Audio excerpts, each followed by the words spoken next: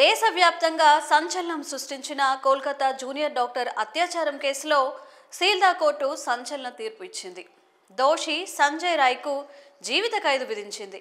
అయితే నిందితుడికి ఉరిశిక్ష విధించాలనే డిమాండ్ సర్వత్రా వినిపించింది. ఈ కేసులో దోషిగా తేలిన సంజయ్కి ఉరిశిక్ష విధించాలని అతని కుటుంబ సభ్యులు కూడా కోరడం గమనార్హం. అయితే ఈ సంఘటన జరిగిన 162 రోజుల తర్వాత ఈ కేసులో తుది తీర్పు వెలువడింది. ఈ మేరకు సోమవారం కోల్కతా డాక్టర్ అత్యాచారం కేసులో సీల్దా కోర్టులో ఇరువైపులా వాదనలు ముగిశాయి. దోషి సంజయ్ రాయ్కు ఉరిశిక్ష సరైంది అని సిబిఐ లాయర్ కోర్టు ముందు వాదించారు. అత్యంత క్రూరమైన నేరానికి పాల్పడిన వ్యక్తికి గరిష్ట శిక్షను విధించాలని ప్రార్థిస్తున్నట్లుగా న్యాయస్థానానికి విన్నవించారు. పీజీ మెడిసిన్ చేస్తూ ఐపీఎస్ కావాలనుకున్న యువతి జీవితం కలలను సంజయ్ చెరిపేశాడని సిబిఐ లాయర్ కోర్టు ముందు వాదించారు. అయితే తాను తప్పు చేయలేదని దోషి సంజయ్ రాయ్ కోర్టుకు తెలిపాడు. తనను అన్యాయంగా ఈ కేసులో ఇరికించారని వాపోయాడు. నేరం చేసినట్లు ఒప్పుకోవాలని ఒత్తిడి తెచ్చారన్నారు. ఈ కేసును సిబిఐ సక్రమంగా విచారించలేదని బాధితురాలి తల్లిదండ్రులు ఆరోపించారు.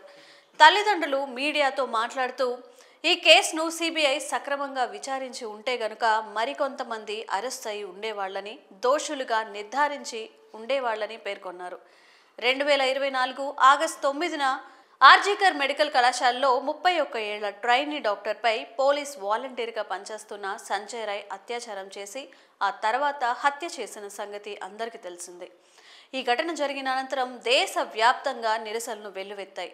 సంజయ్ రాయ్ను కఠినంగా శిక్షించాలంటూ డిమాండ్ చేశాయి. చివరికి ఘటన జరిగిన 162 రోజుల తర్వాత ఈ కేసులో తీర్పు వచ్చింది. 2024 ఆగస్టు 9న trainee doctor RG Kar medical college and హాస్పిటల్లో నైట్ డ్యూటీలో ఉంది. బాధితురాలు భోజనం చేసిన అనంతరం విశ్రాంతి తీసుకోవడానికి చెస్ట్ డిపార్ట్మెంట్ సెమినార్ హాల్కు వెళ్ళింది. ఆ తర్వాత శవమై కనిపించింది.